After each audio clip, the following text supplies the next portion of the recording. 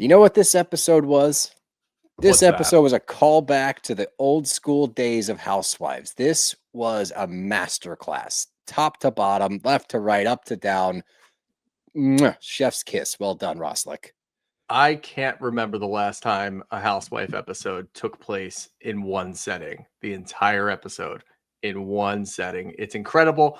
I've never seen it. I don't remember seeing it, at least not for, a mid-season. What is this, episode 5? It's just 9. incredible. The way that they're able to do this and keep us enthralled the entire time. Bravo. Bros and shows. I gotta have me my bros and shows. Bros and shows. Bros and shows. I gotta have me my bros and shows. Good afternoon, everybody. Welcome back to another episode of Bros and Shows. I'm your co-host, Steele Russell, joined as always by the one and only RHOSLC Magoots. What's up, dude? Not a whole lot. I had a weird thought, and I don't like it. Like a personal thought, or just about the show? No, I mean, I do tend to share my personal thoughts on here. That's, whatever. People have to deal with it. If you're gonna choose to tune in and listen to us, you got to deal with our personal thoughts too. It's like therapy. No. So, did you see the US Weekly? The cover Us art Weekly? where they have. Is it US Weekly or Us Weekly? Oh, dude, everybody calls it Us Weekly. I always thought it was US because it is double capital US. Yeah, but there's no periods in there. That's a And good weekly's point. all capitalized too. Well, how about that? Doesn't take How about away that? from my point. Nope. So the Us Weekly article, or rather the entire edition this week, was all about Salt Lake City. And they had multiple pictures and photo ops. They even had a little tie-in where it was drawing a parallel between the Housewives of Salt Lake City. And it was just a picture of the OGs, which was awesome. And it goes right back and draws comparisons to Desperate Housewives, which was a huge article back in the day when that came out. I think it was probably like 2005. They had a whole photo op and they did it in the same theme. Loved it. Love every second of it. I love that they're getting so much attention right now. Here's my thought. Oh boy. Are we at the pinnacle of Salt Lake City and it's all downhill from here? Like, are they built to bust right now? And we're going to be like, wow, we were in the heyday. We didn't know how good we had it. And this episode, too, was so good and perfect television that I'm wondering if this is like, we've reached the climax and we're never going to get back to it. Look, it's not even pessimistic. It was just a weird thought, a little intrusive thought for you. I will, I'll take that and spin it. All right, let me do a little spin cycle for you. Yeah. Spin me out of this. I don't like it. So you might be right. Okay, but there's a different way to look at it. There's that saying, you don't know it's the good old days until they're gone. Yep. You look back. So by recognizing that, maybe That this I'm in the is good old the days? best it's going to get. So we just need to soak in this season because maybe it is downhill from here. But if it is, now we're aware. So now we can watch this season through a different lens of let's make sure we enjoy this because we may never get this level of housewifery from these ladies again. I think that's a really good way to look at it too, because how often do we watch these shows and they're incredible seasons and then the next season just doesn't hit quite as hard and we didn't realize how good we had it. And we just keep going back and forth like, wow, do you remember how good it was last year? We didn't have these problems last year. We do that all the time. If we can just revel in it, just enjoy it. Like the sun's on our face for the first time in spring, which is a good theme too, because this is, the sun is actually on my face too. It's right over here. Look at this natural lighting. Look at that. You can't get that anywhere. You can only get that in Salt Lake City and Steele's back room. Let's just revel in it. Let's just really enjoy ourselves. How about that? I think that's the way we need to look at it. And, time will tell. That's not, or we're just gearing up for this to be a powerhouse for the next few years, which would also be awesome. But I'm good with a couple years of, because you can't expect it to be consistent for years. I mean, there are people that I can go to on this cast that just won't be able to bring it, but it's almost like everything's falling perfectly into place with this cast right now. And I don't know how to feel about it except for excitement. That's all you need. Do you want to know what my other thought was watching this episode? What? It has to do with you. Oh, I didn't cry, if that's what you're asking. No, of course you didn't cry. That would have been wild. I'm actually surprised that Angie even cried during all of this. That was wild. How was it taking notes during this episode? Oh my God, a fucking nightmare, dude. It was awful. This might have been that was the problem because the episode was so good, but taking notes because the quick cuts to the I figured out how to do it. Don't worry, I always do. But the Okay. clip cuts to Terrence and then back. It's like, well, wait, just do hers, do her reading, and then let's go back so I can write it down. Instead, I have like this jarbled mess of shit that I figured out how to label Yeah. so I know where I'm going. But yeah, that was it was a toughie. It I was a felt toughie. really bad too. And I even started like in my mind breaking it down how you could potentially do it so that I could text you. But I think we were watching probably around the same time. So that also didn't really help. Um, I don't know. It's almost like, do we just cast off and just have like one-off comments about Terrence sitting down with them? It was a masterpiece. It was an absolute masterpiece. The fact that we got one person taken away sitting with Terrence, then going back to the shitstorm, and it was a completely different conversation, but it was the same conversation. Again, I feel really bad for you taking notes. I have a hard time even keeping things straight in my head. I have no idea, chronologically speaking, what happened. It just seemed to be a whole mess. It was like, you know what it was? It was a cartoon fight. You know how there's a cartoon Oh, fight yeah. and there's just like a cloud of dust and there's just like fists and shit going everywhere. And if that cloud of dust comes near you, you get drawn You into get it and then you sucked pop in. up in a different place like a tornado. That's what this was. That is the best way to describe what happened here. I agree. Let's just start and we'll peel off for the individual readings and see how it goes. If we have to adjust live, then we'll do it. Fuck it. We'll do it Okay. live. We'll Yeah. do it live. Fucking thing sucks. I saw that clip today. It made me very happy. I haven't Did you? seen it in a very long time. Good. Yeah, Bill O'Reilly freaking out. It's good Oh, shit. yeah. Anyway, we start out with a song or a poem, a limerick. I'm not sure what you would label Whitney's intro. Old-timey, like old-timey Mormon or something. Not even old-timey Mormon. It struck me as what you might find in like a The Oregon Trail. moonshine. Yeah, but like a moonshine tavern at night. There's like one person sitting up there kind of drunk, just kind of rambling off, but in sing-songy tune. That's kind of what I Okay. got from this. I can mess with that. So she sings this song about this party that she's having and what she hopes it to be, and she also can't pronounce bouquet. Okay. Wrote that down. Bouquet. And she sends She also invites to all can't the sign her ladies. name. Yeah, it's it's fun stuff from Yeah. Whitney there. And she's having this big party at, I don't even know if we got the name of the place. It's a vineyard.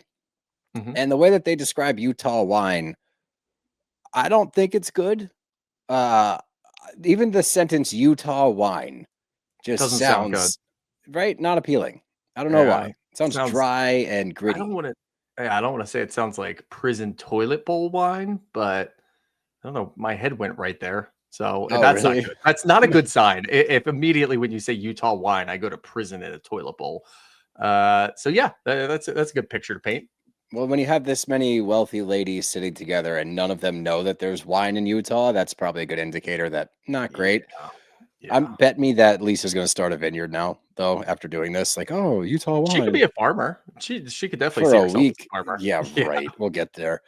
Anyway, we start off with a little bit of a foreshadowing because Mary walks in and she's like, I don't know why we're here. There's bad juju in this place. The former owner killed his wife and then killed himself and did it in front of the dog. And now the dog is messed up because of this. We didn't corroborate this. Yeah. But I assume it's true. I want it to be true only because it adds to the scene. I don't, I don't want murder to be true. You know what I'm saying? Yeah. No, when Mary speaks, especially when it's very obscure, odd things that have happened in certain places, I listen. It's sort of like Adriana going through like ruins or historical places when they're on a trip in Miami. Yeah, I listen and I just assume that it's true, and that's good enough for me. Well, everybody arrives here in some pretty great outfits. Meredith's outfit was bizarre. She must have picked that up on the DJ circuit. It's a very DJ outfit, in my opinion. But she hasn't talked to Lisa since she talked to Angie. And if we remember, Angie told her, hey, Lisa tried to get me to dig up some dirt on you when you guys were cool back in the day. So just wanted to let you know. So she still hasn't squashed that or brought it up to Lisa. So that's more foreshadowing. That's what's a great indicator of a good episode is we're setting up a lot of things for later. I didn't know we were going to spend it all in one place, which is even better. That shows you the amount of content that these ladies have. So good for them. But we're at the table. Whitney gives actually a very nice toast, I thought. As far as Whitneyisms go, I was like, okay, you know what? I actually see what you're saying here. And I actually somewhat agree. You kind of lost your sparkle a little bit. I think that Whitney, and this kind of goes hand in hand with her speech, I think that she needs to get back to doing what she does I use the term well loosely, but I think she does need to get back to who she was in the first couple seasons, Mhm. who she's been with starting shit and getting involved and seemingly wanting to go toe to toe with Lisa Barlow. That's not who Whitney is, and that's not what made Whitney a good center corner piece, I guess, There you go. for Easy. this cast. Yeah, no, centerpiece was wild. What am I doing? But that's what made her a good corner piece of this cast. That's why she was a good OG, and that's why she's hung around, is because she's aloof and goofy and can have these little quips here and there that make you wonder if she actually is smart. That's the best that Whitney can be. And I thought that when she's doing this speech, even though it's kind of funny that she's looking down at her phone, like you really needed to look down at your phone. It seems like it was a speech from the heart, but you have to look down at your phone every once in a while to make Hey, sure it you're went over staying on well. track. It went over well. It was fine. I think I'm just a little hard on Whitney, but that's who she needs to be. And I think that's what she has to be for this show to do really well. Because the last couple of seasons, when she would get involved, we would just kind of, get out of here. This doesn't involve you. I don't want it to involve you. But Well, when she would she's waylay the herself, argument. She jumps in, and then we're on a yeah, totally different tangent. which works sometimes, but most of the time it doesn't work. And it just distracts us from what we wanted to get into between two heavy hitters. Whitney getting involved is like, all right, why are we doing this? How did we get here? It was an odd segue, but now two people don't like Whitney because she's involved. I think, honestly, maybe Brittany being there is Yeah. pushing Whitney further into the mess and trying to get involved in like more of a chaotic nature. Whereas I think both Whitney and Heather are best on the outside looking in and just kind of adding to it. And I feel like they've both lost it in the last couple of years. So if we can get back to that, that's great. Heather's been doing a good job in staying in her lane. She's been delightful with the quips, with the confessionals. Yep. She is able to contribute to the scene without diving into the middle of it, which is good because she also is our voice of reason. When she is Mhm. playing her role correctly, she's usually very level-headed. It's when she gets mixed up in it, she starts to have weird takes and takes weird sides, and then we're like, we Yeah. don't like this. So she's like perfectly in her own spot right now. Whitney is somewhat following suit, which is a relief. And I can tell you exactly where it shifted. And obviously, you can point to Justin getting fired, as she says, like that whole thing. She tried to change who she was and all of that, which is sad. And I do see it. Like that was the crazy thing about her speech. Is like, actually, for the first time, you're flowing and I'm Yeah. buying it. Like that was good shit.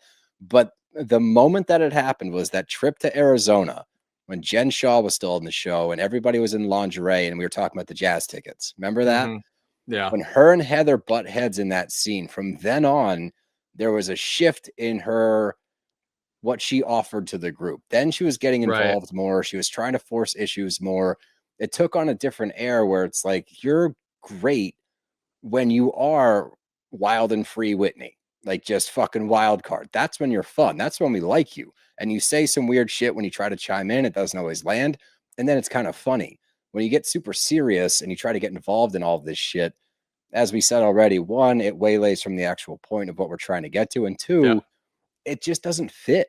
And I think this acknowledgement of a change in character needing to get back to who she is, I think that's like a metaphor not only for her personally, but also who she is to this show. And I think that's what we're seeing across the board with everybody.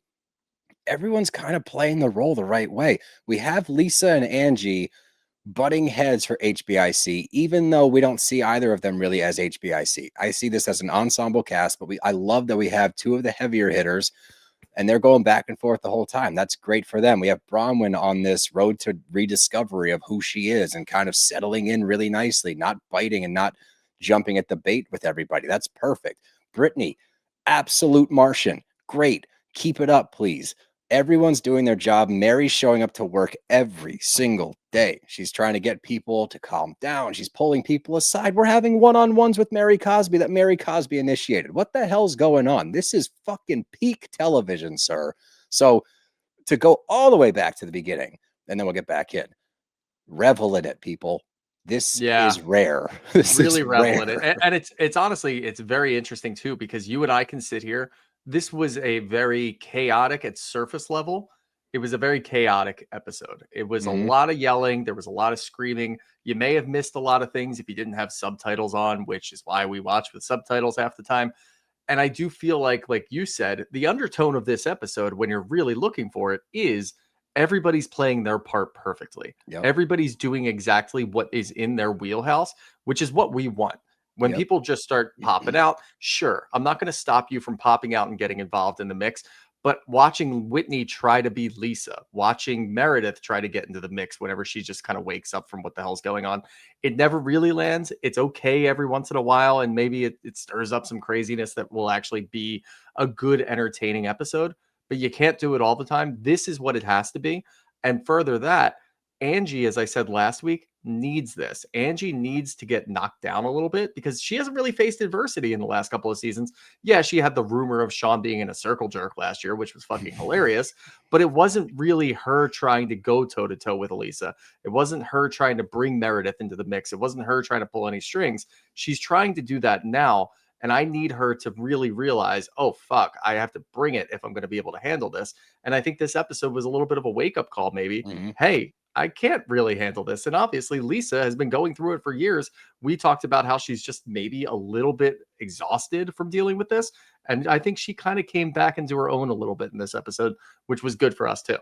Yeah, it was all interesting to watch. But we have a surprise guest, world-renowned Terrence, spiritual consultant. Initially, like, this guy's full of shit, right? Yeah. Wow, I don't know, bro. This is the most convinced we've had. If we should have kept a fucking chalkboard behind in the studio of every spiritual shaman, consultant, psychic that we've ever seen and give them a grade. As far as housewife mediums go, I was slightly impressed. I was slightly impressed by the end. It started off very much, and obviously it's with Brittany, but it started off very much, I watched last season, I know what you're going through, and Whitney fed me a couple of details so that I can kind of steer it in the right direction. That's where it started off. That's exactly where I figured it would start off. By the end of it, I was thoroughly impressed. And yeah, maybe there was a couple of coincidences that broke his way immediately, specifically with the horse. But I thought overall, it was pretty, what? You're Is that a believing it? coincidence? I don't Oh, know. dude. That's spooky that he said horse injury and then we have a horse with a broken leg. Maybe. I don't know. It's enough to make you firm disbeliever to say, I don't know. That's good enough. No, yeah, I guess I don't know. Yeah, it was a very condescending I don't know. But that being said, I was still thoroughly enjoying what he was bringing to the table versus, the fucking sound baths as we got back in Potomac. Those types of people, can't do them anymore. Well, I do put sound bath people above life coaches, so that's pretty cool. Good. Yeah, good for them. The thing that he did better was the casual nonchalantness of how he was saying it. I was like, this is very believable. You're not doing like the mystic voice. You're just like, oh man, someone's struggling in your family, huh? It's like, whoa, whoa. But we'll get back to Terrence in a little bit. Somebody struggling in their family. Yeah, I know. It's a broad statement, but still, when you say it the way he said it, I'm like, how the fuck did you know that, dude? How'd you know that, man? But Mary doesn't eat anything raw for the most Mary reason ever. I'm not going to eat raw salmon. Now, mind you, raw salmon is filleted off of the fish, sliced into very thin pieces, sometimes served with soy sauce or something else. It's a piece of meat. But in her brain, that meat may very well lay eggs in your belly and form a salmon family that will never leave your body. They are immune to digestion, and they will live forever in your tummy. And I think she believes it. I think she believes it too, and she went off the rails pretty quickly. Now, maybe she thinks that meat, because it's raw, has some sort of parasite in there that's going to lay eggs. Oh no, she said didn't really salmon. Say that. She said salmon eggs. Yeah, she did say salmon eggs. I don't know what happens, but as soon as they brought out the tartare and they kind of went around the table talking about it, I knew immediately that Mary wouldn't eat it. I did Mary too. doesn't eat tartare. Mary doesn't eat anything raw because she's got something weird going on there. I don't know what it is, but I knew it immediately, and she didn't even have to explain it. I expected to hear what she said. No, it's like that Rugrats episode when Chucky eats a watermelon and the seed gets I think about that tummy. all the fucking time. I think about that I just thought about that actually because I was cutting up bagels, and one of the bagels I was going to put it in there, and I'm like, well, if a poppy seed goes into my throat, I might die because something's going to grow. I think about it every day. Yeah, that's Rugrats. Rugrats put that in my brain. And you know what furthered it was Magic School Bus. They furthered it more. Like, would that be considered? Maybe this is a bit of a stretch, but indoctrination. Level with me.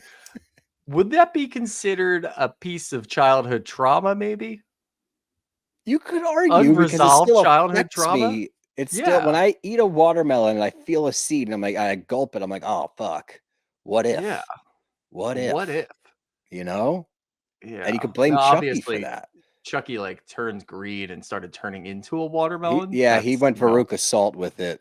When she yeah, eats the blueberry and turns into a blueberry. probably would have been Uh, more like it would have exploded, Yeah, that's whatever. what I was concerned about. I will Mhm. say this about Rugrats. A lot of the clips come on my Instagram algorithm because I Yeah. follow like 90s accounts and stuff. There's some deep shit in that. When Chucky's dad is explaining Yeah. to Chucky where mom went Yeah. and mom died, I watched that like a week ago. I cried. I was like, oh my God, Yeah. I didn't know this was in Rugrats. I didn't Uh, know. I don't the remember most that. unsettling fact about that show is that the parents Or are younger than we 35. are. They are younger. They're 32. Yeah. So that makes you feel good. Stu always just looked stressed out. Stu Yeah. looks like he's going through it constantly. I Yeah. feel Maybe he bad for was. that guy. He might have Anyway, been. Anyway, where were we? Oh, Lisa being a farmer. Now, before we really get into all the good shit, do you think she would survive a week as a farmer? no, She wouldn't survive absolutely a not. day as a farmer. What she would do is similar to when we watch housewives go on ski trips.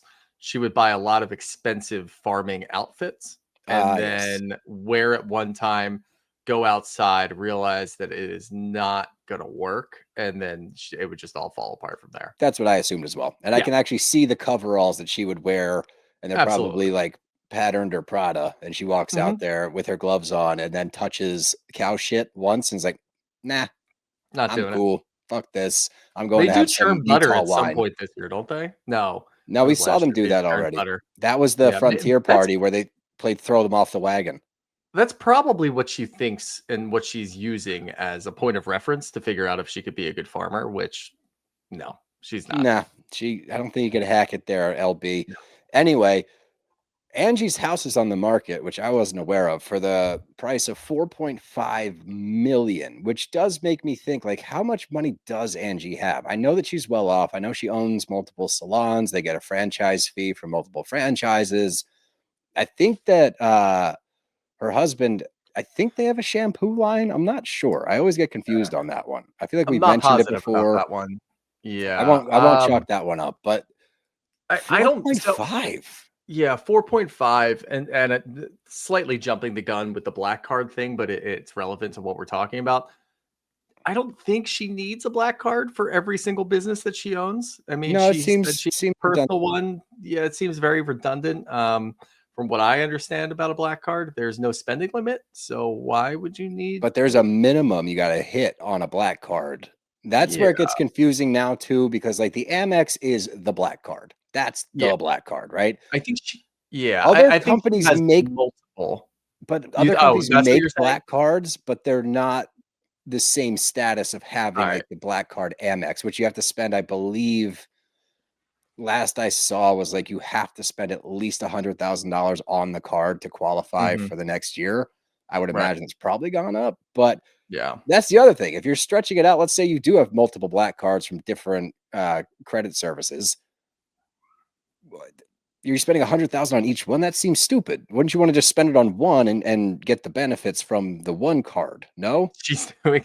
What would be really funny is applying like middle class financial literacy to people with black cards and say that what she's actually doing is she's doing a balance transfer from card to Yeah, smart, card. Yeah, smart. She's just that's why transferring she black has card it, which balances. would be fucking hilarious if that's actually what she's doing. But I don't know because you did kind of answer one of my questions. My other question was she kept specifying Amex, Amex, and then didn't say Amex for like two of them. So I'm wondering if, yeah, maybe that's just like a different card servicer and maybe that's what she was doing. So that actually makes a little bit more sense. But still, my thought is she has all of those for different businesses and Businesses. her personal one because it's a status symbol. And she Sure. says to herself, I imagine, and maybe Sean, well, it's not enough to just have one black card. I need a black card for this, this, and this in case I need to pull them all out at one time to show people that I've got multiple black cards. That's what I'm thinking. And that's also going in line with where Angie is in my brain right now. she thinks that she's up there. She's doing all of these things. I need her to get knocked down a little bit. I need her to just get knocked down. And the other problem is too many people are jumping on LB. I'm now going to be protective of LB. Oh, And I I'm didn't not. think I was I'm on going the to do other that. side. I think I'm going to be protective of LB at this point because too many people out there are not giving her the respect that she deserves. She has been going through it for 3 years, getting ganged up and handling herself pretty well. No, you don't think so? Because I do. think she's handled herself well. Yeah. And I do think she's been the target. I think the difference now, which I'm enjoying, I think the big difference we're seeing with the LB onslaught is she doesn't have a defense this time. And there is something in there. Whereas like seasons past when they go after, I'm like, yeah, this is all pretty flimsy, like the jazz Yeah. ticket thing or, Vita Tequila thing. Because I agree with you, like lawsuits, big business, shit happens. I don't foresee those being like actual bombshell reports. I'm like, oh my God. Who knows, although after the Wendy news came out, who the fuck knows? I know that like that sent everything for a loop, honestly. I don't trust anybody. But this seems different because we've yet to see a season where you have a cast pile up in terms of Heather, Meredith questioning things. Like that's where it feels different. So I'm okay. I don't like a pile on. I agree. And I think that Lisa always has enough support that we'll never see her like 1-on-5. But Right. I'm actually really into Heather questioning her in the scenes from next week. Other people starting to be like, wait, this isn't really adding up. And it's almost like the denominator in there, the common denominator, people aren't buying what she's selling anymore. In the past, when Might she would be. get all LB'd about things and just bah, bah, bah, bah, bah, bah, and you can't get a word in, people would bend the knee and be like, all right, fuck it, I'm done. You win. Bronwyn's handling it differently. And I think she almost set the tone and showed other ladies like, hey, if you handle it like this, she doesn't know what to do because Whitney has followed suit somewhat. She doesn't bite when LB is starting, and I'm sure she will. I don't think she can maintain that as well as Bronwyn has. Probably not. And Angie, you are correct 100%. She needs to get knocked down a little bit. I think she's doing great. I think it's a great season for her, but I do see her kind of getting a little big for her britches. She thinks she's the sheriff in town now. We need to knock her down a little bit. I think Lisa's good for that. She'll take care of that. But at the same time, I'm ready for Lisa to actually have to answer. That's what it is. I'm ready for Lisa to actually have to answer. I think that's entirely fine. I just don't care for all the people online who probably praised her in the past, saying that they are not Team Lisa anymore and they're Team Angie. Because the way I'm looking at it is exactly what you just said. I don't want anybody to be clearly ahead of everyone else. I need there to be some sort of sea level. And then, yeah, there can be a few people well under sea level. That's fine because that's how you have to round out a cast. But I don't want anybody to be clearly above anyone else. That's not how this works. That's what gets us to a Jen Shaw. And I don't want a Jen Shaw on this show. I think they're doing well without that. And I don't want anyone to rise too far above anything else. That's all I'm saying. I agree. So I think we're somewhat on the same page. Just one's leaning a little bit more the other way. But I see where you're coming from. I do get it. But anyway, this episode is gonna be 2 hours long. We haven't even gotten into shit yet. We're just too excited about like how good a lot it was. of it is. I know, and I do think that like a lot of this episode is obviously centered around one big fight that goes back and forth. They are a little redundant back and forth, and yeah, obviously we have the split offs and the one-on-ones. But overall, I view this episode as let's break down this whole goddamn fight, and then we'll just kind of interject with different things. Agreed, and it goes back to your metaphor of the cartoon fight. Like that's literally what it was, just in real life, which is really funny. So we get a little wine pairing, and this is where the salmon thing happens. Obviously, we find about the house for sale, and Brittany decides to chime in because Brittany feels some type of. This is why Brittany is such an enigma. Not in the show, just as a human being. Like she's a walking question mark. She's upset that Angie didn't reach out to her to sell her $4.5 million house. Now, Brittany, let's lay out the reasons, okay? Option one, her godmother or whatever is a realtor. Known her for a long time, obviously going to go with somebody you know, really know. She just met you, you're not really friends. Two, I'm not trusting you with a $100,000 house, let alone my $4.5 million nest egg that I need to sell to buy a new house because I think you're going to undercut it. I think you're going to do what you said and put it as a listing for too low. And I think there's some truth to both sides. Like I do think that maybe they shot a little high in whatever the asking price was. And you don't want to do that because you want to create a bidding war. On the flip side, in Angie's defense, when you get to luxury homes, they tend to sit on the market because you have to find somebody that's willing to shell out $4.5 million. It's not necessarily the house isn't worth X amount. It's like, can you find the right buyer at the right time that's waiting to buy a $5 million home after everything's all said and done? Yeah, no, it's a really good point, and I think it's cut and dry as to why Brittany wasn't selected or even asked. But I think this will go into more of the handling of Brittany by the rest of the cast. I think they're not gonna do themselves any good by handling Brittany the way that they've been handling her, because We this saw could a have been shift. done. There was a weird shift. Everybody had little shots and things that I didn't really care for. Brittany is obviously, like you said, an enigma, but I didn't really care for the one-off shots here and there when we're not talking about Brittany. Some of them are okay, some of them are funny, but a lot of them are just downright mean for no reason. This was one of them where Angie just writes her off right away. Well, I think it was my godmother's son is a realtor, and I went with him because he knows the whole family. It could have just ended there. I love Brittany's retort. Well, I was just asking. I just wanted to know why you didn't ask me. Of course, that's As all I she wanted. starts to take shots at the house. Yeah, she didn't start to take shots at the house until Angie said, "Why would I go with you? I don't even know Yeah. you." Everybody else agreed at the same time. That probably didn't make Brittany feel well. You didn't have to add the second part, and maybe this wouldn't have come out. Maybe it would have. Who knows with Brittany? She's a fucking wild card. But I don't think you needed the extra shot. I don't even know who you are. We just met last year. You could have just left it at, I'm going with a family friend, and Brittany may have backed off a little bit, because now we might start talking about the fact that you've got a price adjustment. Now we might start talking about, well, what's really going on? Why are you selling the house? It could have just been done. But if you do that and you let Brittany talk a little bit more, even though she's just a wild card that's going to throw out a lot of shots, one of them might hit to a point where Lisa picks it up. And you don't That one want should have. That one that should have one should landed. have, and it still might. The way that Lisa's been operating, she tends to do things almost like retroactively. She'll pull something back that she heard in like her left ear while she was yelling outside the right side. It could be something as easy as that, where yeah, Brittany can't do a whole lot with that information because nobody cares what she's doing, but she can cause shit for you, because if she says something, Lisa can pick it up or Heather can pick it up, and somebody that can really knock you down will use that information because they got it from Brittany. So you do have to tread carefully with Brittany, I think. Yeah, I again totally agree with where you're coming from. I see it differently. One, the fact that Jared calls her and she didn't last 24 hours. Yeah. Be as mean to her as you want. She doesn't give a shit about her Yeah. daughters. She's the worst mom on the planet. So don't feel bad about the shots taken. Any other housewife in that same position, I would be like, hey, we just did this on Potomac, right? With Stacey. Right. Like, we don't Right. need random mean comments frequently because of what she's doing with her kids. Don't give a shit about the mean stuff. Yeah. The other part, what those one-off comments tell me, and it is important, I think, to where we've gotten to as a cast, nobody takes her seriously to the point that it's like, we're going to take a couple shots, but that's good, because if you remember last year, when we got stuck in Britneyisms, it takes a long time to get away from those. It was funny last season because she was new and we're just like, who the hell is this, again, Martian? Now we have too much other stuff going on. I don't need to get stuck on a Britneyism for too long.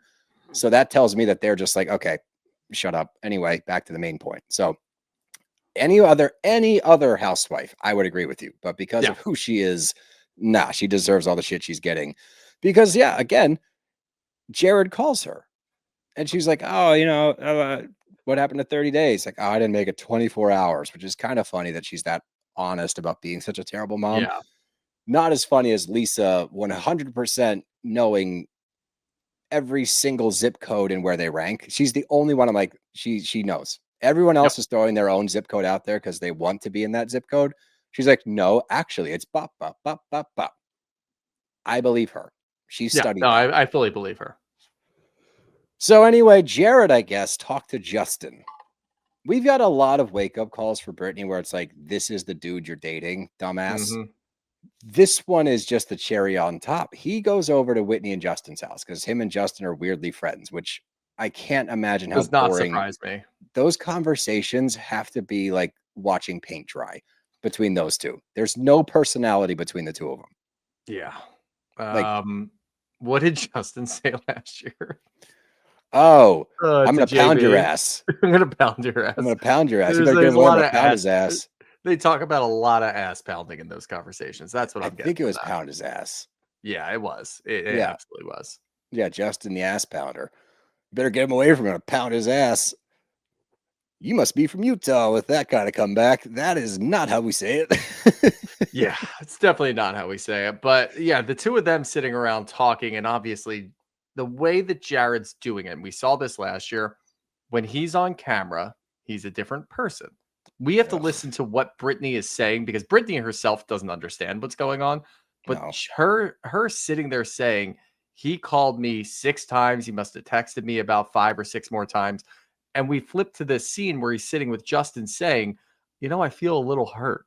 I'm feeling like a doormat. I'm feeling like she's just using me to go on vacation. She's using me for, nice things and dinners and things like that. And I don't really know where I stand in her life. And yet he's calling her 6 times, texting her 5 times. And then later, obviously, when we get him on the phone, it's a completely different thing. He doesn't know he's on camera. It's so different. And it's so Yep. obvious to everybody sitting at that table, everybody watching at home, exactly what's going on. He's playing it up for the cameras. He's acting like he's a hurt puppy dog and he doesn't know where he is in Brittany's life. We know what you're doing. You're manipulating her. You're mentally abusing her and you're forcing her to do this. I don't think that Brittany went to him and said, hey, I need to have a relationship with my daughter. And Whitney recommended that I spend 30 days off from being with you. There's no chance that Brittany had that conversation with him. But I'm sure in some capacity, they've had a conversation about where Brittany is with her daughter and how the relationship is kind of fucking that up. And he still doesn't care. So that tells us everything that we need to know about Jared. And I'm not going to believe another word since. He probably said something along the lines of, "Oh, you're going to let something get between what we have."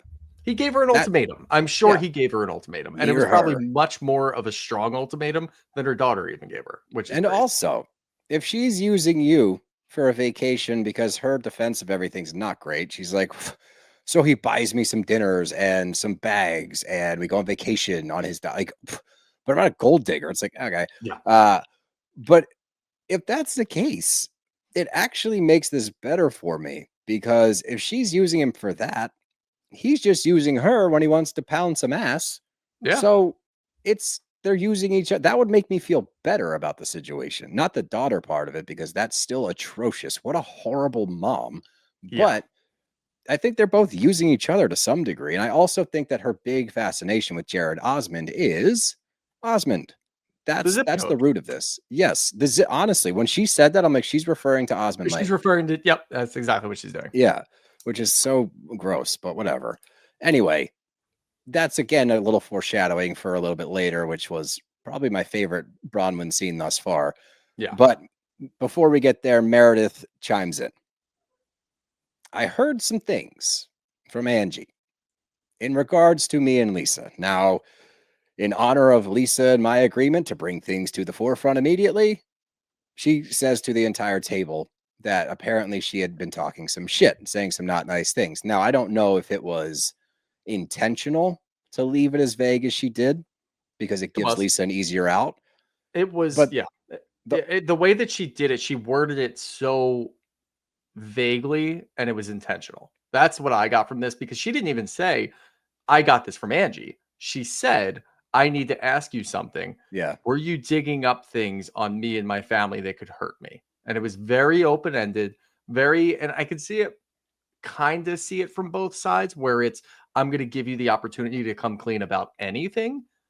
Lisa doesn't take the bait. Lisa knows exactly where this is coming from because she's currently beefing with Angie and she knows how Angie operates. So that's when she looks at Angie right away and says, well, I know I'm dealing with Satan. So why doesn't Satan speak up? knows.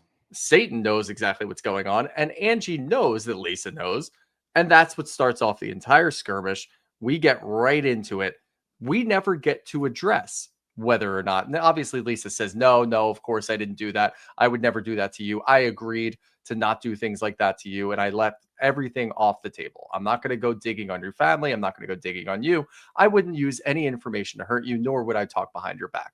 That was the only addressing of this. And Meredith is like, okay, whatever. Cool. I don't know. It's a little bit of both because she didn't really get the opportunity to get further into it because of how much it popped off between Angie and Lisa, but she also didn't try to interject. And we haven't seen Meredith try to interject at all this season yet. And we're 5-6 episodes into this? I don't even know. I have no idea. Fooled. The Watch What Happens Live thing is fucking me up so bad. I have no idea how long we've been into the season, and I don't care until the end when I'm crying. But right now, Meredith hasn't done a whole lot. Meredith has been somewhat loosely involved, talked about, and she's not interjecting at all. So I don't think she would have interjected. Either way, she didn't have the opportunity because it just ignites a flame between these two. Yes, it certainly does. And it does not end for the entirety of the episode. But this is where Heather chimes in the confessional. It's like, boom, this is why you're great when you're in your role. She's the one that points out, wow, she just completely let that go. Meredith in the past got mad about somebody liking a tweet. Now, because Lisa's on the other end of it, we get this whole thing. And she's like, okay, like literally stay silent. Now, if it didn't pop off, would it have gone differently? I don't think so. I think as soon as Lisa swears to God, Meredith's like, all right. I think it was just I can't be bothered with this because I don't want to get involved right now. I don't know exactly what it was, but she didn't use any words of confirmation or accept any sort of apology or even acknowledge that Lisa went through all of that. She just kind of sat back into her seat and let everything else pop off. So I don't know, to be honest, but I can't see a world in which Meredith interjects at any given time and just gives her any more shit. I think she just kind of checked out after this. Yeah, I agree. And during this part is when Brittany goes to sit with Terrence. I love that Bravo got messy. And Terrence says all the right things. You know, it's feeling some disconnect between you and your kids. She's like, yeah. You know, I got a 23 and a 19. He's like the 19-year-old. She's like, oh my God, how could he know this? And then we roll 5 or 6 different scenes of her talking about being the worst mom in the world. That was funny. That was well hilarious done, because it immediately, and this is the other thing that I didn't really get to think about until the episode ended, when obviously he started to impress us with some of the things he was pulling out. He didn't know, or he did know, and maybe he did watch season 1, the last season. The producers threw this in there to discredit this man. That's what I mean. Obviously, they did it to be funny towards Brittany, saying, "How could he know any of this information?" But they also discredited him to discredit this guy, and then he makes himself look so much better because he didn't get discredited for the rest of the episode, and he was pulling stuff out randomly, stuff that we just found out last week in this show, stuff that maybe other people on the cast don't even know, unless Whitney's just a soothsayer, as Mary would say, and she knows what's going on, and she's giving him all this information. There was so much going on, but they discredited him in this scene. Maybe that wasn't their intent, and he made it back immediately. Yes, 100%. And we're back with the main group, and it's really starting to escalate. And Lisa's issue is the kids part of it. All right, the fresh wolf. Now, this is where I get not frustrated because it makes for good drama, but it's like this was addressed. This was addressed and squashed, and then you took it a step further by sending your assistant. And this is where Lisa tends to lose me. Is when those moments are brought to her attention and she's challenged about it, she maintains that it wasn't shady. It's like you sent your assistant to pick up the fresh wolf. She called it dusty. So what? And then you sent the text. I don't know if the text was before or after the assistant. The text predated that. So that's the thing that, and I agree with you. That's where Lisa will lose you in an argument. She is now saying, and it all hinges on something that Angie said after you sent the text. Angie said that after you Venmo'd her $600 for the product. Angie said that after you sent the assistant over there. Now you started it. Correct. The assistant coming over to pick up all the product, that was obviously expected. We knew that Lisa was going to do something like that. Angie even knew that and said something to some degree of last week, saying, yeah, I kind of expected Lisa to come over to get this product, or at least ask me if she could have it back since I'm not selling it. Fine. That's exactly what I figured she would do. The rest of it was already happening. And she says, oh, yeah. And then you had the audacity to tell my assistant, oh, it's just gathering dust anyway. There's dust all over this product. That happened afterwards. You had already done all the things that you were already doing. You can't say that you did those things in retaliation in the middle of your argument. You're going to lose the entire audience and you're going to lose Angie. And that's what happened. Because even if you don't send a text, the sending of your assistant to the salon is in of itself shady. You cast the first stone, and then your defense is that she took a shot at your kids. You squashed that at the poster board thing. So that's not, it does not apply anymore. That's where she tends to lose me a lot. Now back to Terrence with Bronwyn. This is actually working out just fine. It gives us a little breather before we get Yeah. to the next part of the argument. I hope this guy's legit. Yeah. God, I hope this guy's legit, because the shit you're saying to her, bro, that's real life shit. That's her parents' mortality we're talking about. That's her mom's diagnosis we're talking about. God, I hope that he either has the inside information from a source or he's actually has the site, because these claims to What do you make, mean inside information? Did he go to the hospital? Did he make I some don't, calls beforehand? brother, I don't know. Yeah, I'm no, just saying this is this is the bold. one. Obviously, you know, the things happen with the horse later, but with this one in particular, with Bronwyn's reading, we need to follow up on this. We need to keep an Yeah. eye out, and we'll know immediately because she'll have more scenes with Muzzy and she'll talk through it to find out. It would be very funny if she goes and sits with Muzzy and tells her, I was at a tarot card reading and this guy said that there's more to your diagnosis and there's other things going on. Are you telling me everything? That would be a hilarious conversation to go from Especially that with to Mormon talk to your mom. mom. Yeah, with Mormon mom, who absolutely doesn't believe in any of this. She's way more in line with what Mary's been saying. You mean witchcraft? That would be unreal. And it would be so much better if Muzzy cops to it and says, yeah, you know what? They did say there's something wrong with my eyes. There's something wrong with something else. Maybe I'll lose my sight, whatever it He might said be. blood level, dude. He said I blood know. levels. That's where I He was like, said blood level, and whoa. then he said something about eyes a little bit later too. And I'm like, he is kind of doing a spray shot, but it's very serious. So you Yeah. better be right about this, T. I'm calling him T. I know him. T, my boy T. That was my only moment with him. I'm like, ooh, Yeah. that's a lot to say to somebody you Yeah. don't know. So either you're very confident you do have the site, or you're just really trying to get some clicks and views, You because were that already shit was right, heavy. by the way. You already said something about a brain, and she furthered it, like furthered the confirmation by saying, "Yeah, my mom just had brain surgery, and it's been really tough." You could have let her talk, and then maybe added in a couple of quips at the ends that made her feel a little bit better. Instead, you're like, "Wait, that's not the end of it. There's more." Like, what She do you has mean there's more more? cancer. Like, whoa, dude. That's a lot to tell somebody, even if you are Yeah. right. Like, Checks fuck. out that this guy would be like really close to Whitney, though. Yeah, that's a good point. But we're back with Angie and LB. Angie reads the text, whatever, blah, blah, blah. Lisa, again, we got a little crack in her armor here, because her attack plan is, you used someone else's credit card, which is what you're being accused of, which is weird that now Correct. Angie's being accused of it. But even more so, let's say she did use that credit card and you had to write him a check to pay him back. Okay. Yeah, So she you're being paid him accused of back. using someone else's credit card and not paying them back. Right. You're saying she And did use the credit card and then paid him back? so what? So, What I do you, think what's going on here is obviously a mirror situation. Lisa is now sure. mirroring this to try to throw it back in Angie's face, but I think she's missing what the issue is here. The issue Yeah. is that you used another guy's credit card and you're claiming he's a business partner, but you didn't pay him back, so he's Right. suing you. You're now saying, "Hey, you did the exact same thing," but it's not. The issue is that you didn't pay him back. You Right. can't then give Angie the bone and say, "Here you go. You did pay him back. Good job." Are you trying to compliment her? Like, I like I'm confused. I get it's a status thing, you know, Yeah, like you can't even you're afford to borrowing put money it on from your other people. card, Yeah. but she paid her debt.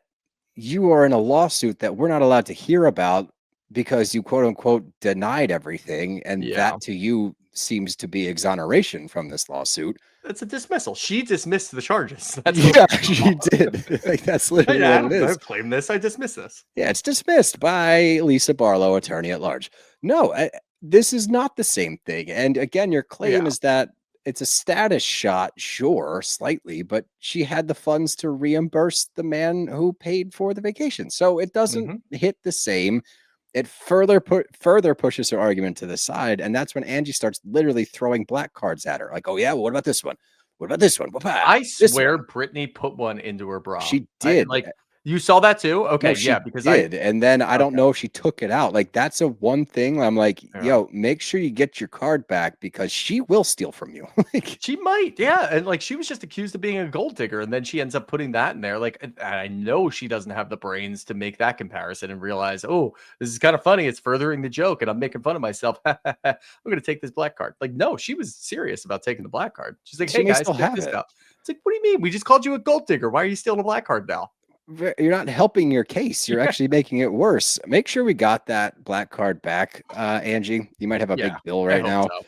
And unlike you, I don't think Brittany will be able to pay it back unless she hangs out with No. Jared a little bit more. But Yeah. things really escalate.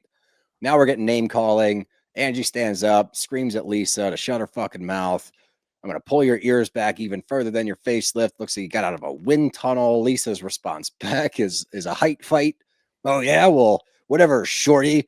You're like 3 inches shorter than me. Oh, am I shorter than you? Like, that's when you know that this has gone past, hey, we're on a housewife show. Let's start some shit. Yeah. This is real. These two are actually, and I, with the Angie side of it, especially as we get more into it later and she's exasperated by the whole thing, I really do think what we've seen is she is so fed up with the Angie, or sorry, with the Lisa Barlow shtick. I'm so fed up that she gets to act this way all of the time. We always let her go. We never really press her. We don't hold her feet to the fire. I'm sick of it. I think she's reached her breaking point with that. Yeah. As far as Lisa goes, I think that for the first time in a long time, if potentially ever, we see her without a defense. We see her like, fuck, I don't know how to retort any of this. So I'm just going to yell back what she's yelling at me. I think it could be as simple as saying every fight in the past, because obviously Angie starts talking about this a little bit later, where everybody ends up making up with Lisa and making up with Lisa.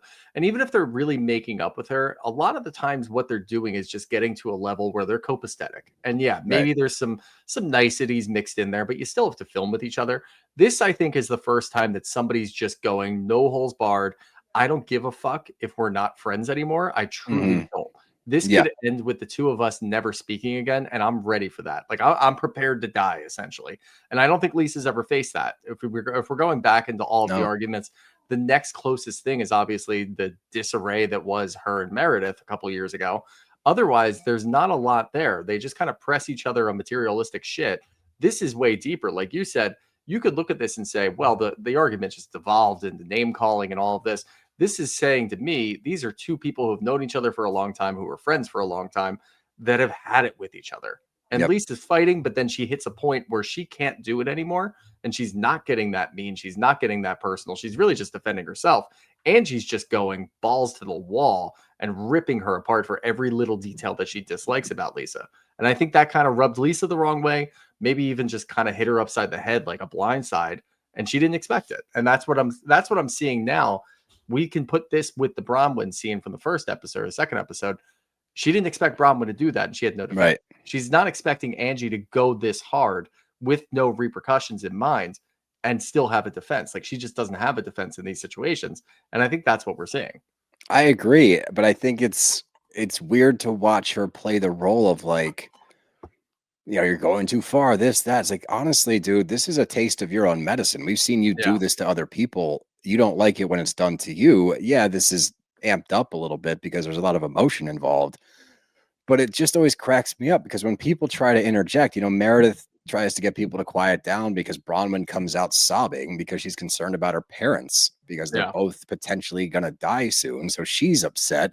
Meredith checks the whole table, like, guys, stop. We need to check on her. Bronwyn's like, we don't need to go too far. And when Lisa chimes in on these ones, she's like, I agree, as though she's been saying that the whole time. Like, yeah, I know this is what it's like. No, but you are the perpetrator of this a lot of the time, Lisa. And I know that when it comes to self-awareness, she has none. So like, I expect this out of her. It's just, I guess it's just really interesting to watch the tables turn and watch Lisa really not have a good rebuttal. It's fascinating. I think something clicked somewhere along the way where Lisa is, and we can kind of compare this to everybody always eventually bends the knee. And I don't think that they're literally bending a knee. I don't think they're figuratively bending a knee. I do think that they're just getting back to some sort of normal ground where we can agreed. be around each other and it's not completely uncomfortable. That's what we see. And that's what Lisa's used to. So when Yes. she fights and she fights dirty, it usually ends up okay for her because people always come back together and it's all right and you'll get a second chance. But I think she sees now that Angie doesn't give a fuck about that and she doesn't have any intention of getting back to a normal playing field. And that's what scares her. That's what She's kind rattled. of throws her off, where she's rattled and she doesn't have a defense because she doesn't know how to handle it. But you could say Angie's just fighting how Lisa usually fights. And that's all it is. So yes, it is a taste of her own medicine, but I think something did click with Lisa where she's like, fuck, I think we're getting to a point now where I can't expect us to get back to some sort of copacetic world. And that's not going to happen just based off of the way that you're going after me. Agreed. I think that's a really, really good way to put it. And we get the line of the episode because she makes a joke about the black card. You can go shop at Nordstrom. She's like, I don't shop at Nordstrom, but you do. I was like, damn, Nordstrom's taking hits now. I thought Nordstrom was Yeah, nice. right. Yeah, that shows where we live, what tax bracket we're in. But then we get the suit. Then we get the suit man. Mm-hmm.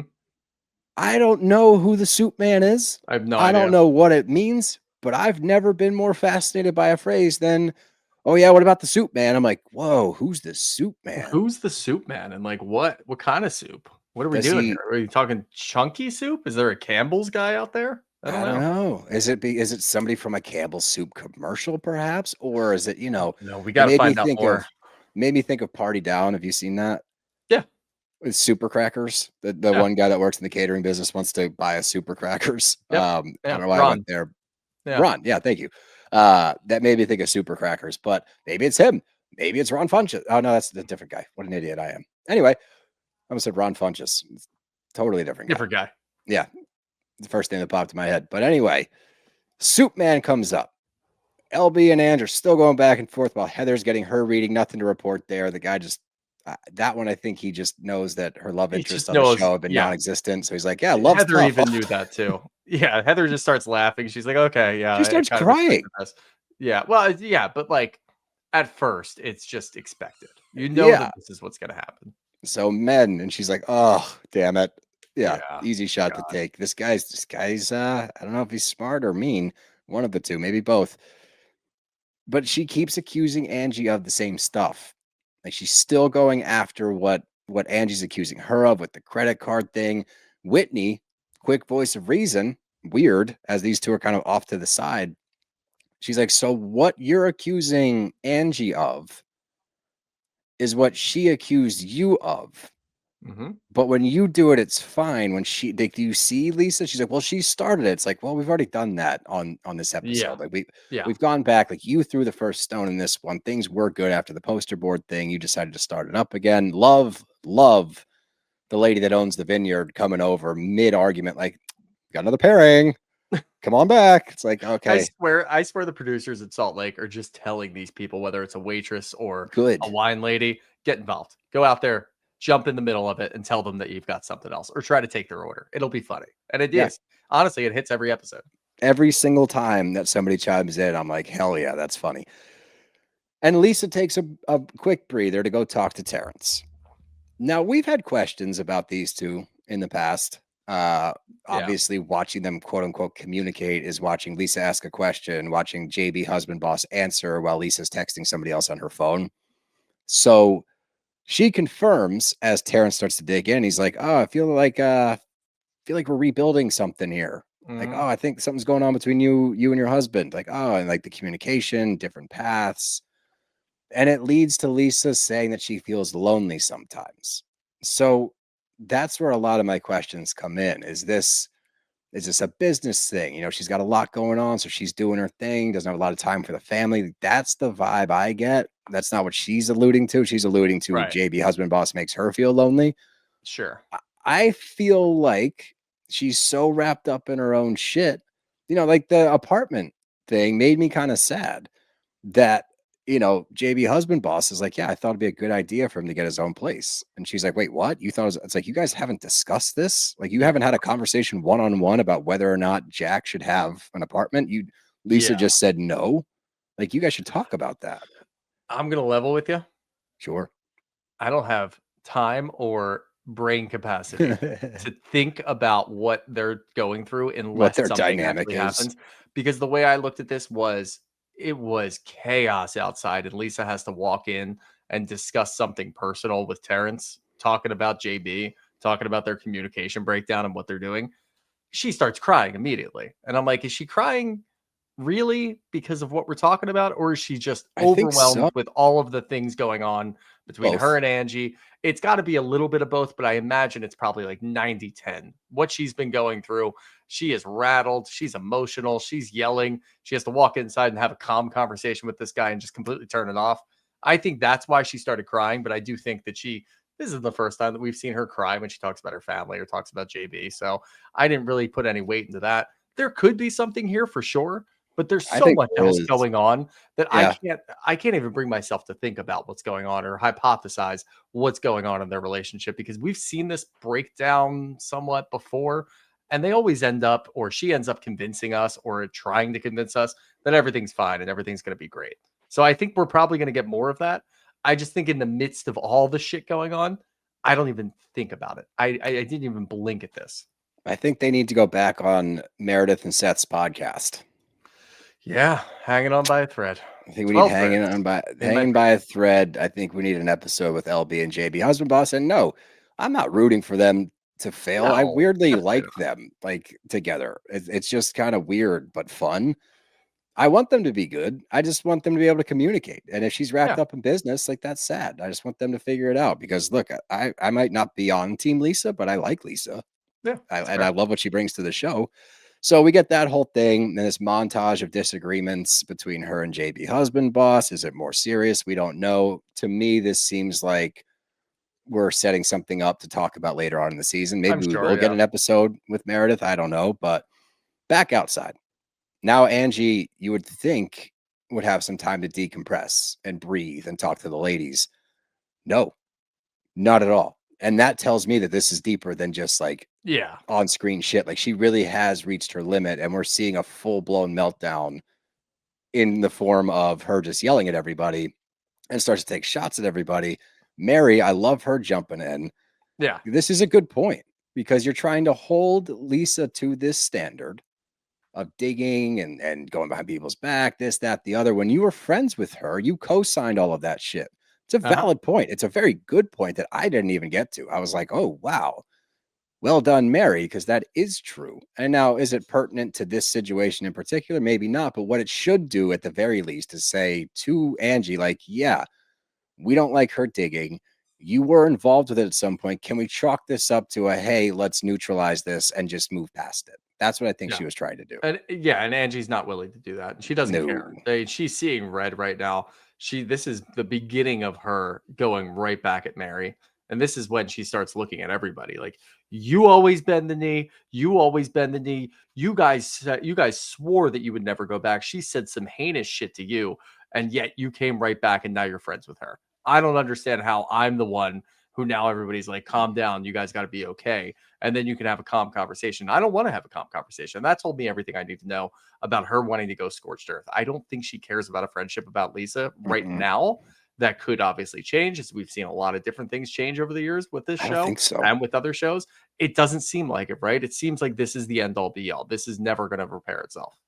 I think we're going to have to get to a place of cordiality at the most. I just don't see this one being repaired unless you lock them in a room together or something for like 2 days. Somebody might like die. You can't come out. Know. Yeah, that's a good point. Throw Terrence in there and maybe like the wine lady. Maybe that would just about. to diffuse it. But the crazy thing is, this isn't even when Angie says all the things. That's how packed this episode is. That was actually later. But this is, I think, the moment where you get that feeling of what she says later, because her disregarding Mary entirely is like, oh, that's weird. Usually she's able to settle down with Mary. Yeah. So that's a big sticking point for me. But she goes to talk to Terrence, and this one was a little spooky. Of course, you could just make this claim because most housewives are entrepreneurs, so maybe just bring it up. He's like, yeah, new business, you're expanding something, new product. And she's like, holy shit, I'm making sunglasses. How the hell do you know? The only people that know are like her daughter, her husband, and the designers in Italy. I was like, that's a good one, dude. That was pretty good. Was it? But I thought so. It was enough. That was one of those. The one with Bronwyn and the one with the horse were the two things that stood out to me. This was more like you just said, you're a housewife. All housewives are entrepreneurs. They've always got something coming out. He said product. I took product as hair care because that's what you refer to hair care as. And he ended up being right. He ended up stumbling upon it. And it ended up with Angie just opening up? Hey, I've got a product coming out and it's sunglasses. It's something I've never done before. I don't know. Whoa, that's I don't awesome. know. I was thinking about hair care products, but no. We need to buy a pair of those. Even if they're Yeah, super yeah. expensive, we'll split them. But like, we need a pair of Angie sunglasses. I have a big enough head where I think I can support. I got pair a of big Angie head too. sunglasses. I have a They're small huge. face, but a big head. Yeah, you're gonna be fucked. It's just gonna be like You think? you might be able to pull them off. I think I can probably do it. I used to wear the big like Viper shades, like the baseball, the Yeah. Oakleys, and I could Yeah. rock those. Yeah, maybe But you're that's all just right. different. I don't know. We'll give them a shot. We'll see. We'll do who looks better, me or Shooter, on Instagram when we get those. But Lisa's recapping her situation in Lisa fashion, of course. And she's like, he said to me, like, you just get burned because you give so much to other people and so much love, and then you don't get it back. You just get burned. It's like, is that what he said? She's like, I'm paraphrasing. It's like, you think that's what? Unless we missed a whole segment, that's not what he said at all. He was That was talking the about most your Lisa. husband. Yeah, that was the most Lisa thing ever because she is very good at not letting other people know what's going on. And I That's pretty thought, much all it is. I agree. And I thought that Whitney made a good point here where it's like, there is a level of sadness to it that Lisa, we've never, ever, even in one-on-ones, even when she does end up crying, like she literally has never actually let all of her walls down. Yeah. Ever. And that is sad because you should be vulnerable every now and then. There's nothing Yeah, wrong with hell yeah. that. So that was a good call out by Whitney. She had a good episode overall. But we're back into it. Don't worry. Angie and Lisa are going back and forth again. Gout Dick gets brought back up, which I'm so glad that we get to talk about that again. It's to this day one of my favorite digs ever taken on a housewife show. Especially Lisa reiterating, I apologize for saying she sucked Gout Dick. All right, like back off. It's not that serious anymore. And then we get to the back and forth. She started. Angie goes and gets her box. Mhm. This box is full of Lisa's gifts that she had gifted to Angie. And I Yeah. think Bronwyn points out, and she's 100% correct, Angie didn't want any of these. Nothing is used.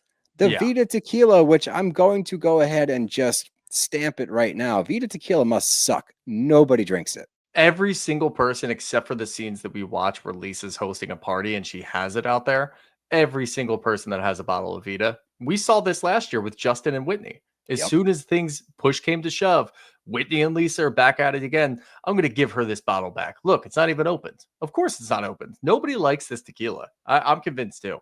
There's just no way. But I could see Angie frantically coming home from the salon, and we didn't have cameras, unfortunately, going through her house. And I wonder, I'm sure a lot of this was probably already in a box, probably within that Tupperware, as Mary pointed out. Who brought the Tupperware? Who brings Probably Tupperware? still sitting in there. Maybe the horse thing was sitting somewhere and she took that horse and that was the thing on top. Everything else is already in that box. I don't think that there was, I don't think this shit was scattered throughout her house. I don't think there was any decor up that Lisa got her. This bottle of Vita was probably sitting under the sink or something, and they probably use it to like burn the stains out of a sink or some vacuum sealed. Like the plastic was still on it.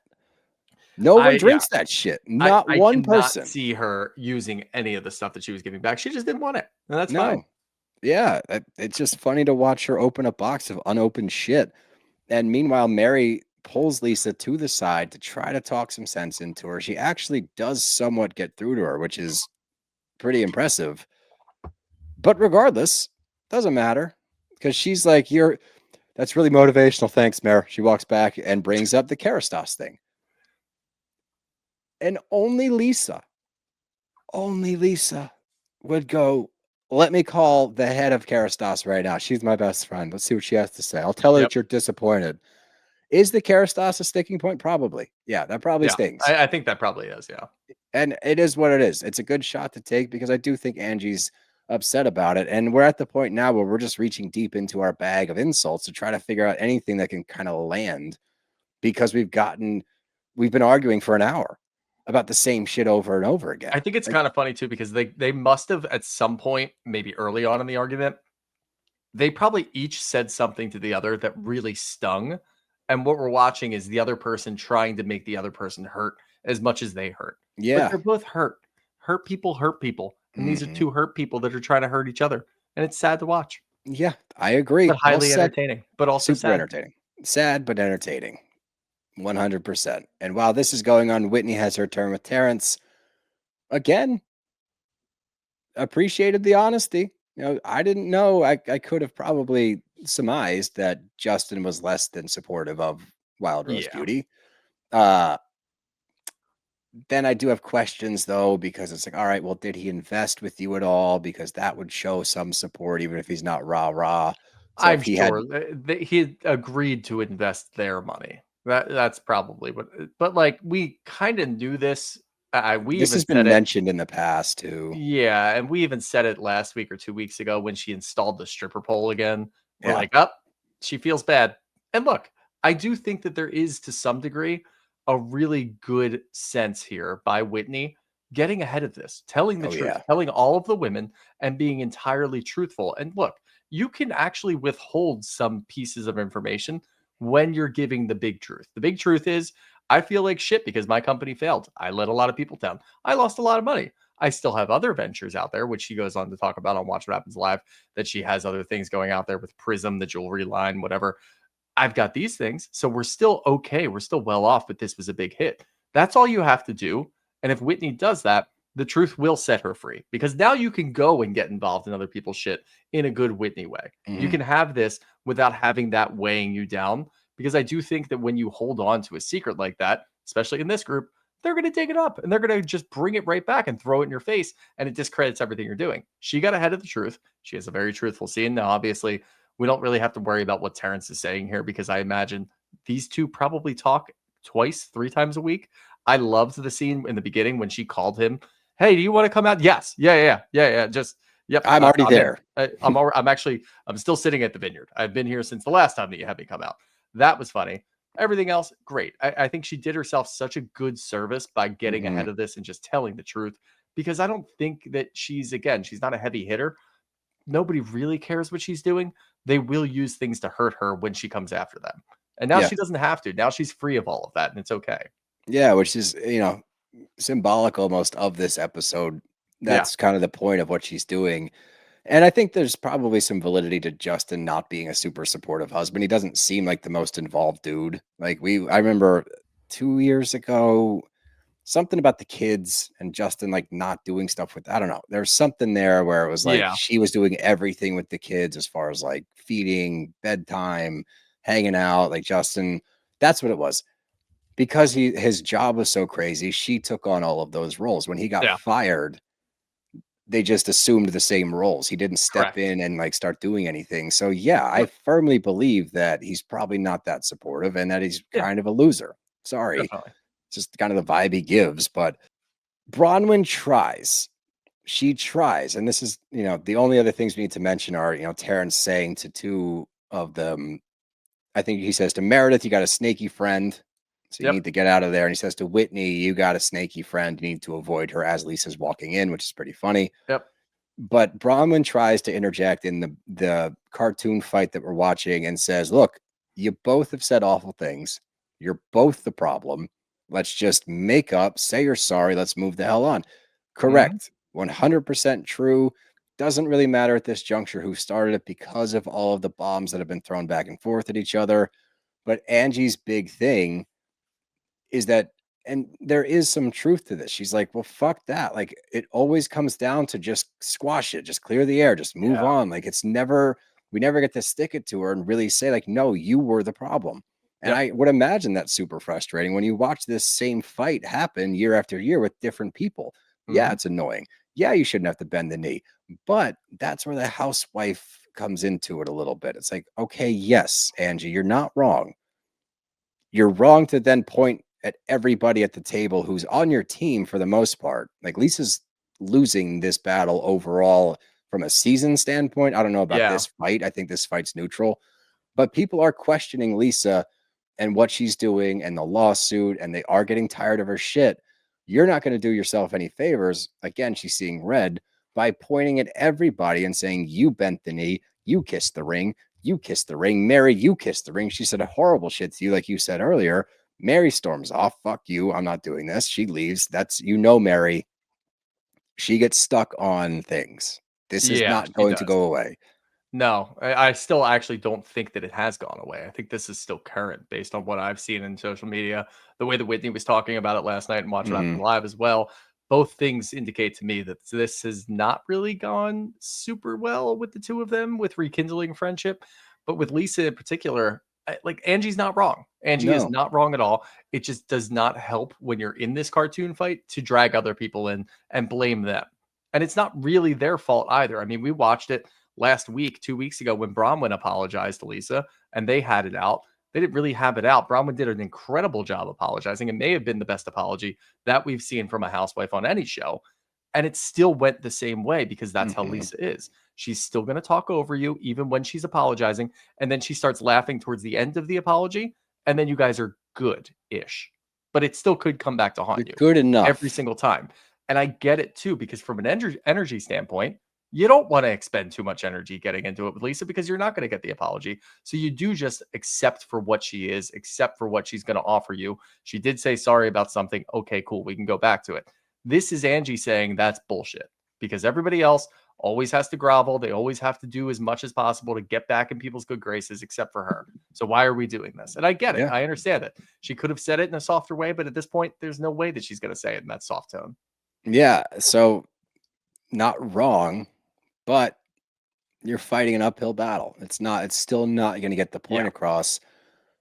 When Lisa storms off and leaves, Bronwyn again spitting some absolute knowledge Hmm. because we've seen this from her this season and it worked. She's like, look, you don't have to take it, but you don't have to engage. And that's where she's Yep. finally gotten to. She had this eureka moment where she's like, oh, that's how you win with Lisa. Yep. Just stay calm. And that's what she's That's trying all to you get have to through do. to Ange. Yeah, and she's trying to get through to Angie, and she's like not hearing it. And she's like, "Do you see what she does over and over?" Even Heather's like, "Yeah, I see it. I see it." And like everyone at the table is like, "Yes, we all see it. We all see it. It's We just all not know. worth the fight." So the Correct. difference in what Angie's missing is that part of it. It's like you're Yep. not wrong. And you Yep. don't have to be friends with her. But the fight that you're choosing to pick will never pan out the way you want it to because you simply will not get through to there's never going to be that moment that you want where Lisa goes, "Oh, I didn't see it that way. You're right." Yep. That's And not that's going to what happen. everybody wants. And that's what everybody has wanted at one time or another. And they've accepted that they're not going to get it. Angie Correct. won't accept it. That's the difference Mhm. here. And the only other thing that we need to talk about is very funny. Jared calls. I got to call him back. I have to call him back. Nope, we're not doing this shit. What are you doing? You're groveling again. Bronwyn had probably the funniest and most truthful thing that she's ever said. She's giving you up for Lent. Call you back in 30 days or not. See you later. Boop. Done. I'm sure she called her back on the ride home or Oh, called without a Jared doubt. back on the ride home without a doubt. She probably felt terrible and apologized. I'm so For sorry. sure. They don't understand our love. They don't understand our They relationship. We don't love know each real other. love. Yeah. Gross. Unreal. Gross. Um, Boo. Jared Osmond. Boo. He's got to be like the dark mark on the family. Like when they're going through yeah. the Osmond list, it's like, oh, and fucking Fucking Jared. cousin Jared. Oh, Jared still lives Uh, on Osmond Lane. Yeah, he's in the guardhouse down at the bottom of the hill, yeah. just so he can claim that he's on Osmond Lane. He's Yeah. our butler. But let's get to some questions here because I'm sure we have a lot and we do have a good amount. This is awesome. I'm just being frank. If the soup man was an actual soup, what kind of soup would he be? Soup Man would be Campbell's uh chunky chicken noodle. Soup You think so? Man. You think No, so? I You was do thinking think more like a he's good beefy hearty? something, but I couldn't think of it. Yeah, I think Soup Man's hearty or Soup Man silky. Yeah, I don't really What about know. I'm you? trying to think of like a good what's a good like Mediterranean soup? I don't know why matzo ball soup comes to mind right away That's because not that's kind of Mediterranean. close. I don't know, like an orzo. There's got to be something in there that's Greek. Is where I was gonna go Why? Oh, because because of Angie's Angie? Greek. Oh, okay, Yeah, that's dude, fair. everything's Greek in her life. You think that she's not gonna have a Greek soup? I just literally made I have a private dinner tomorrow night. It's Mediterranean. I made a Like a Mediterranean butternut lentil? squash soup. Oh, there you go. Yeah, Hmm. works. Yeah, I just used some Mediterranean seasonings and a little bit of lemon zest in there to spruce it up a little bit. Yeah, hell It's yeah. pretty damn good. Let's see. From Courtney Bridal Rush, who is worse, Brittany or Jared? by far. Jared's Brittany way is worse. Brittany. Yeah. You know, Brittany she's a has horrible redeemable mom. qualities. Yeah. She's just a terrible mom. She's just a funny housewife. That's what Yeah, she is funny. Like, she's entertaining as shit. Yeah. Oh, Elliot Lorraine from Oh, promo. go ahead. Oh, you were Go going to ahead. read that one too? No, Is I was going to Angie Elliot from Snowflake- Orlando. Is Angie Snowflake melting? I forgot what the argument was about. Not melting, but it's playing out how I figured it would play out. I didn't expect her to try to get everybody else involved in a mean way, in an insulting way. And that's going to backfire on her. But I wanted this. And we should all want this. We all want everybody at a level playing field. That's what we need. Yep. And I think that melting, absolutely not. She's still delivering. It's No. just she needed this reality check a little bit to rein it in. And I think it's I think it'll pay off in droves. I think she's gonna come back next time. Because the flip side of it all is like, all right, you want to take on LB, you need receipts, bruh. You got to come correct. You cannot throw shit out there. She's going to get you agitated. You're going to go to name calling. It doesn't land. If you're going to go after her, you got to listen to Bronwyn, stay calm, and bring evidence. And then you have a shot, right? Elliot from Orlando, do we all agree Angie's the actual one with money and Lisa's been faking it? Not fully. I do agree that Angie actually has money. I don't know if Lisa is as well off as she's trying to portray. It's hard. She's not. She's absolutely not as well off as she's portraying. Like, we know that. She's just throwing out names like Ben Affleck and this and that and whatever.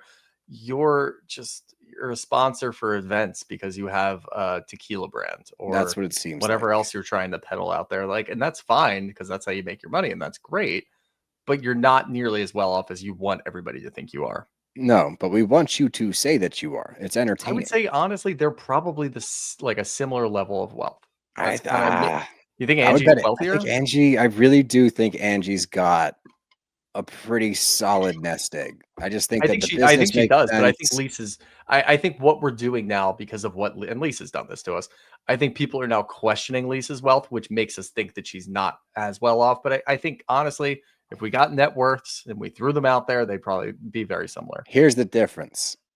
I bet Angie's more liquid than LB. I don't know. A lot of credit cards. Because a lot of credit cards, but her businesses are different. Like, LB's doing a lot of ventures, starting businesses, whereas the salons are, you know what's coming in, or you can expect X amount. So I would say that she's probably more liquid. I would say Angie's got a little bit more money. And I could be totally wrong with this stuff about Lisa. Lisa might be broke. I don't fucking know. But I don't know. They might both be broke. Apparently, they have to get other men to pay for the things that they're doing. So yeah, everyone's using other people's credit cards for some reason. From JD Lakin, is the secret to getting Bronwyn's best just a nice buzz? Maybe. It might be. She's found her niche thus far, but we did this last season right around the same time. We sung her praises, and the downfall occurred. So we're not going to go that route. She's having a good season. Let's leave it at that. Very true. From B-Man Graham 0727. I understand why Mary got upset with Angie. Do you think that they will repair their relationship? I think it's going to take a lot of work from Angie to get that back. And rightfully so. We've seen Mary at odds with certain people on the cast, and they've gotten back. It just takes a lot longer with Mary because she doesn't take no shit. Yeah, and I also think that, I know Angie was seeing red, but that was bad. She did not deserve a stray right there. She is always your advocate, always your supporter. Yep. That was the wrong shot to take. So Mary has every right to be pissed off. Yep. Oh, to add on to that, Isabella Polvado, over under 3 episodes of Angie and Mary fighting. Also, Skull. All right, sick Vikings. Yeah, well over. End of the season, they're probably I still think at odds through the reunion. Yeah. I don't think this is resolved maybe next season we might see some resolve. We're going to see Angie. Here's the different phases of Angie. We're going to see apologetic, frustrated and short, angry, regretful, and then she's going to do what she can to try to make it up to her. But it's going to be a journey for her to get there. We'll do one more because this episode has dragged on very long. From It's Sin, is it just me or is Angie irritating us now? Let the mouse go with Lisa. Lisa looks bad on her own. I don't think she's irritating me, and I don't want anybody to get my words wrong at all. I think they both were in the same position where if you let the other person talk, you would win the argument. But neither of them would let the other person talk. They were just screaming at each other and trying to get the insults out.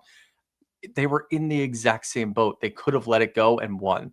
Neither of them could do it. they're very similar. We're starting to see a lot of similarities between these two, especially with the way that they argue. I don't think we're at the point now where Angie's irritating. I don't think we're at the point now where Lisa's irritating. We have questions about the things that she says, and we'll probably get to the same point with Angie if she continues down this path. It's very evenly matched. It's way more evenly matched than we would have thought a couple years ago. Let's just enjoy it because it's going to get chaotic. Yeah, and we'll actually end it with this one just to put a cherry on top of your point right there from Maxi V374. Who won the fight, Angie or Lisa? Neither.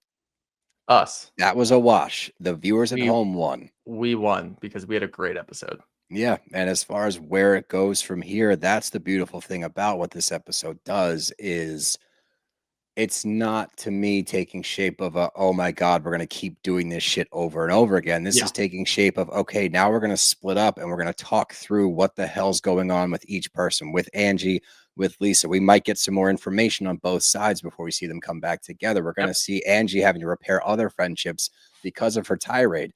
We just got 5 to 10 potential storylines out of one episode, all of which are viable options. Yep. That's rare. Rare as shit. So this was a masterclass, as I said in the intro, a masterclass on a Housewives episode. This is why Salt Lake reigns supreme. If you disagree, you're just wrong. You're simply just wrong. So enjoy what we have, as Shooter said so well. Revel in it because this is the Great White Buffalo. This shit does not happen. So let's take advantage, soak it all in, everybody, because if Shooter also is correct, that might have been the pinnacle, and we are downhill from here. Yeah, let's hope I'm wrong. I think you're wrong. We're in the glory days. It's just for the first time ever. We know it. So pay attention. That's all I got. You got anything else? Nope. That's our show. Bros gotta go.